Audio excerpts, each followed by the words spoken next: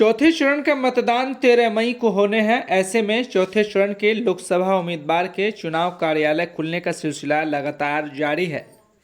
आज समस्तीपुर लोकसभा क्षेत्र के बहेरी प्रखंड के पघारी में इंडिया गठबंधन के उम्मीदवार सन्नी हजारी के चुनाव कार्यालय का शुभारंभ किया गया। शुभारंभ करने के लिए पहुंचे मुख्य अतिथि के रूप में राजद के पूर्व विधायक राष्ट्रीय महासचिव भोला यादव पहुंचे और फीता काटकर चुनाव कार्यालय का शुभारंभ किया। इसके बाद मुख्य अतिथि भोला यादव का पार्टी नेताओं ने जमकर स्वागत किया। भोला यादव अपने कार्यकर्ताओं को और आम जनता को संबोधित किया। भोला यादव आम जनता को इंडिया गठबंधन के मिशन को बताया। साथ ही इंडिया गठबंधन के कार्यकर्ता किस मुद्दे को लेकर आम जनता के बीच जाएगी, यह टिप्स भी दिए। अपने कार्यकर्ताओं को बताया कि किस तरीके से क्षेत्र में जाकर लोगों को बताना है कि इंडिया गठबंधन अगर सत्ता में आएगी तो किस तरीके से आम जनता के लिए राहत का कार्य करेगी। उन्होंने मोदी सरकार की कमियों को भी गिनाया और बताया कि इंडिया गठबंधन को वोट देना क्यों जरूरी है। भोला यादव ने कहा कि हमारा मिशन है, अगर हमारी सरकार बनेगी तो गैस सिलेंडर के दाम में काफ़ी राहत मिलेगी और हम 500 में ही सिलेंडर देंगे। पत्रकारों से बातचीत करते हुए भोला यादव ने कहा कि यहाँ दो धाराओं की लड़ाई है। एक धारा तो वैसा है जो बाबा साहब भीमराव अंबेडकर के संविधान को मिटाने की कोशिश कर रहा है, जबकि दूसरा धारा वैसा है जो बाबा साहब भीमराव अंबेडकर के संविधान को बचाना चाहता है। भोला यादव ने कहा कि इंडिया गठबंधन बाबा साहब भीमराव अंबेडकर के संविधान को बचाने के लिए खड़ा है, इसलिए इंडिया गठबंधन के उम्मीदवार को वोट दें ताकि बाबा साहब भीमराव के संविधान को बचाया जा सके। आगे कहा कि इंडिया गठबंधन सिर्फ संविधान की रक्षा ही नहीं बल्कि पूरे देश की रक्षा करेगी, देश के आम जनता की रक्षा करेगी, विकास का काम होगा, न्याय होगा, रोजगार का काम होगा। भोला यादव ने दावा किया कि अब लोगों ने मन बना लिया है कि इंडिया गठबंधन को जिताने का और भारी मतों से इंडिया गठबंधन के सभी उम्मीदवार जीतेंगे। अगर सत्ता में आएंगे तो अपने किए हुए सभी वादे को पूरा करेंगे। प्रधानमंत्री नरेंद्र मोदी के दरभंगा दौरे पर भी कटाक्ष करते हुए कहा कि मोदी जी अब बैकफुट पर आ गए हैं और एक एक लोकसभा में दो बार जाकर चुनाव प्रचार कर रहे। मोदी जी 400 पार का नारा देते थे, लेकिन अब वह कह रहे हैं कि बहुमत से जीतेंगे। इससे साफ जाहिर हो रहा है कि मोदी जी बैकफुट पर आ गए और उनको भी अनुभव हो गया है कि आम जनता उनको हरा रही है। इस मौके पर राजद प्रखंड अध्यक्ष वशिष्ठ नारायण यादव, राजद के वरिष्ठ नेत्री गीता देवी, डॉक्टर कुमार गौरव, सुरेंद्र यादव सहित सैकड़ों इंडिया गठबंधन के नेता और कार्यकर्ता मौजूद रहे। ब्यूरो रिपोर्ट, नैतिक समाचार, दरभंगा। खबरों से बने रहने के लिए नैतिक समाचार को यूट्यूब पर सब्सक्राइब कर बेल आइकन जरूर दबाएं। साथ ही वीडियो फेसबुक, इंस्टाग्राम, ट्विटर पर देख रहे हैं तो लाइक, फॉलो और शेयर जरूर करें। देखिए, समस्तीपुर लोकसभा क्षेत्र के यशस्वी उम्मीदवार सन्नी हजारी जी का आज हायाघाट विधानसभा क्षेत्र के कार्यालय का उद्घाटन हुआ है और हम समझते हैं जिस तरह से लोगों का सैलाब देख रहे हैं उससे साफ स्पष्ट है जो सन्नी हजारी जी भारी वोटों से जीतेंगे और चारों तरफ से जिस तरह का रुझान आ रहा है, इंडिया गठबंधन बिहार में 40 में 40 सीट जीतेगी। चूँकि यहाँ दो धारा की लड़ाई है। एक धारा है जो बाबा साहब भीमराव अंबेडकर के द्वारा बनाए हुए संविधान को समाप्त करना चाहती है और दूसरा धारा है जो बाबा साहब भीमराव अंबेडकर के द्वारा बनाए हुए संविधान की रक्षा के लिए खड़ा है। तो इंडिया गठबंधन संविधान की रक्षा के लिए खड़ा है और उस रक्षा में पूरे देश की जनता की रक्षा है। तो निश्चित तौर से लोगों ने मन बना लिया है इंडिया गठबंधन को जिताने का और यदि इंडिया गठबंधन जीतेगा तो निश्चित तौर से सन्नी हजारी जी भी भारी मतों से जीतेंगे। चिराग पासवान ने कहा इंडिया गठबंधन के पास अपना उम्मीदवार ही नहीं है, उधार के उम्मीदवार है सन्नी हजारी। देखिए, चिराग पासवान जी के पास में अपना क्या उम्मीदवार है सो आप देख रहे हैं। मैं उसके बारे में कुछ नहीं कहना चाहता, क्योंकि उनका उम्मीदवार कहाँ से आया, कैसे आया, ये आपसे कोई छुपा हुआ नहीं है।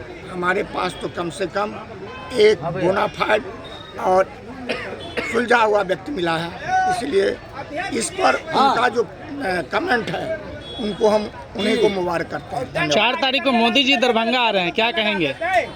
उनकी स्थिति ये है, एक एक लोकसभा में 2-2 बार जा रहे हैं। इतने उनके अंदर डर समा गया है, जो उनको लगता है जो हमारा उम्मीदवार नहीं जीतेगा, इसलिए एक एक जगह पर 2-2 बार जा रहे हैं। अच्छा, ये इसी से साफ जाहिर होता है, जो उनका जो पहले का नारा था 400 पार, अब कहते हैं जो बहुमत से जीतेंगे।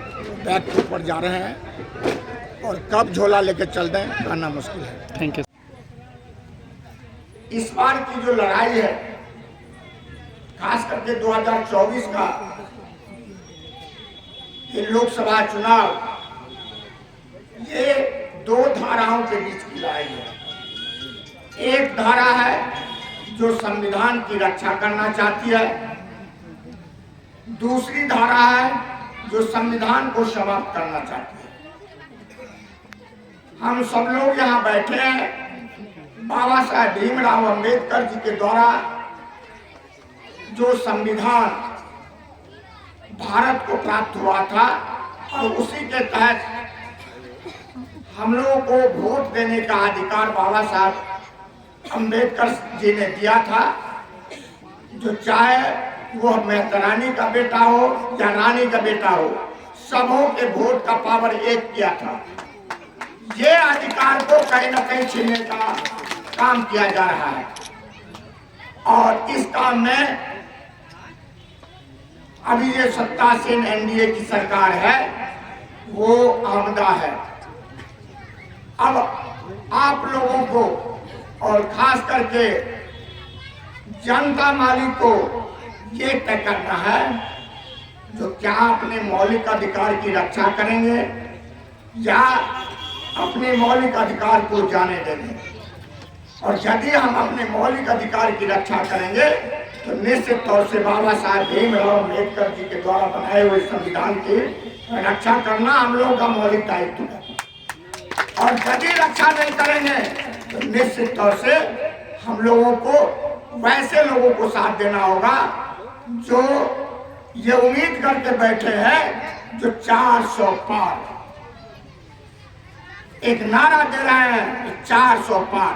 ये 400 पार क्या है भाई? तो वो कहते हैं जो हमारा जो संख्या है वो 2/3 से अधिक बहुमत का जब होगा, तो निश्चित तौर से जब देश ने 2/3 से अधिक बहुमत दिया है, तो वो सरकार जो निर्णय लेती है, वो जो होता है वो सरकार चलाने वाले की मर्जी पर चला जाता है।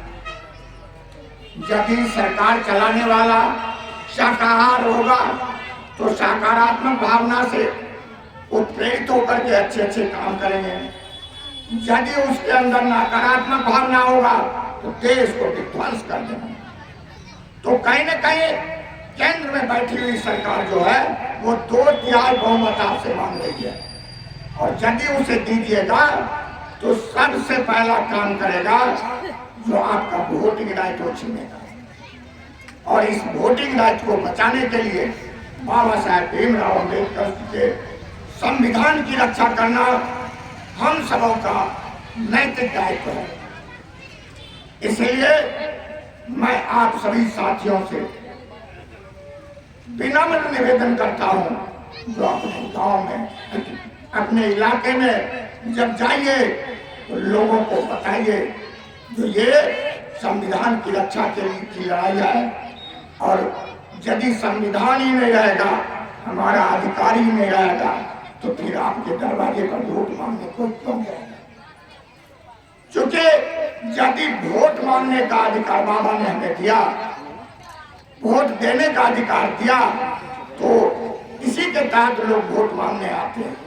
जब वोट का अधिकार छीन जाएगा तो फिर जनता मालिक से कोई पूछने वाला नहीं होगा।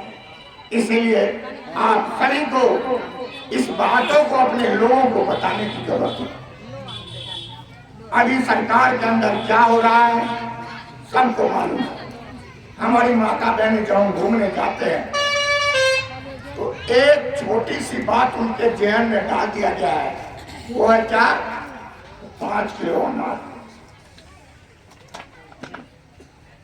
5 किलो अनाज, ये 5 किलो अनाज क्या है? पूर्ण की गारंटी यूपीए गवर्नमेंट का देन है और उसमें कांग्रेस सहित हम सब लोग एलाइज पार्टनर थे और उसको ये लोग अपना मुद्दा बना लिया है। लागू किया कांग्रेस सरकार ने, लागू किया यूपीए सरकार ने और ये लोग उसको अपना मुद्दा बना लिया है जो हम 5 किलो अनाज देते हैं। हमारी जनता ये नहीं समझ पाती जो ये 5 किलो अनाज का कीमत 200 रुपया हुआ, महीना में आपसे 200 रुपया का सामान दे रहा है और एक सिलेंडर जब खरीदने जाते हैं तो 600 रुपए का सिलेंडर 1400 रुपये में देता है, अर्थात 200 की जगह पर 800 हमसे ले रहा है। तो ये एक आइटम है, उसी तरह से हर एक आइटम में जो सरसों का तेल 100 रुपया के अंदर बिकता था वो अभी 250 के पास चला गया है। वो पैसा किसके पास जा रहा है? तो कहीं ना कहीं ये 200 रुपए के अनाज के बदले में हम लोगों के जेब को ज्यादा ही खाली करने का काम ये सरकार कर रही है। इसके बारे में हमारे नेता आदरणीय तेजस्वी प्रसाद यादव जी ने 2024 के लिए 24 सूत्री 24 जन वचन योजना परिवर्तन पत्र में लाए हैं। उस 24 जन वचन के अंतर्गत पहला जन वचन है जो यदि केंद्र में इंडिया गठबंधन की सरकार बनेगी तो निश्चित तौर से 1 लाख युवाओं 1 करोड़ युवाओं को रोजगार देंगे और उस 1 करोड़ युवाओं को जो रोजगार देंगे वो कोई बहाना नहीं, कोई जुमलेबाजी नहीं, क्योंकि हमारे नेता आदरणीय तेजस्वी प्रसाद यादव जी ने 2020 के विधानसभा चुनाव में कहा था जो यदि मेरी सरकार बने तो 10 लाख युवाओं को रोजगार देंगे। 17 महीना के गठबंधन सरकार में उन्होंने ये साबित कर दिया जो 5 लाख युवाओं को रोजगार देने का काम किया, जो अपने आप में एक मिसाल है। गांधी मैदान की धरती से एक बार में 1.25 लाख युवाओं को नौकरी पत्र बांटने का काम किया जो पूरे विश्व का एक रिकॉर्ड है। मैं खास करके ये बताना चाहता हूं जो हमारे नेता जो बोलते हैं वो करते हैं। इंडिया गठबंधन ने लाया है जो 30 लाख अभी रिक्ति है और 70 लाख पद सृजित करेंगे, कुल 1 करोड़ युवाओं को हम रोजगार देंगे। तो दूसरा है जो गैस 1400 रुपए में अभी मिल रहा है वो हम 500 रुपया में सर्व सामान्य के लिए उपलब्ध कराएंगे। तीसरा जनवचन है जो हरेक परिवार के एक गृहिणी को अपने घर को सुचारू रूप से चलाने के लिए साल में 1 लाख रुपया उसके आर्थिक सहायता देंगे। जनवचन का और कांग्रेस सरकार कांग्रेस की का जो घोषणा पत्र है प्राय दोनों मिलाकर के हम लोगों ने जो वादे किए हैं वो वादे सब का सब लागू होगा। हमारे नेता ने ये भी कहा है जिस तरह से बिहार में जातिगत जनगणना कराए और बिहार का सही आंकड़ा आ गया जो कौन गरीब है, कौन भूमिहीन है, कौन मकानहीन है, इसके पास जोत का जमीन नहीं है, सारे आंकड़े आ गए। अर्थात आज के डेट में बिहार के पास साइंटिफिक डाटा आ गया है। हमारे नेता ने अपने जनवचन में कहा है यदि हमारी सरकार केंद्र में बनेगी तो पूरे देश में जातिगत जनगणना कराएंगे और उसके आधार पर जिस तरह से बिहार में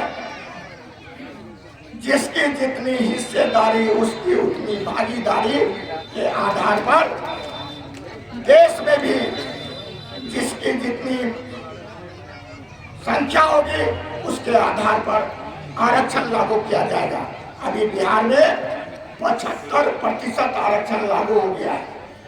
उसी तरह से जितने भी ये बातें हैं वो बातें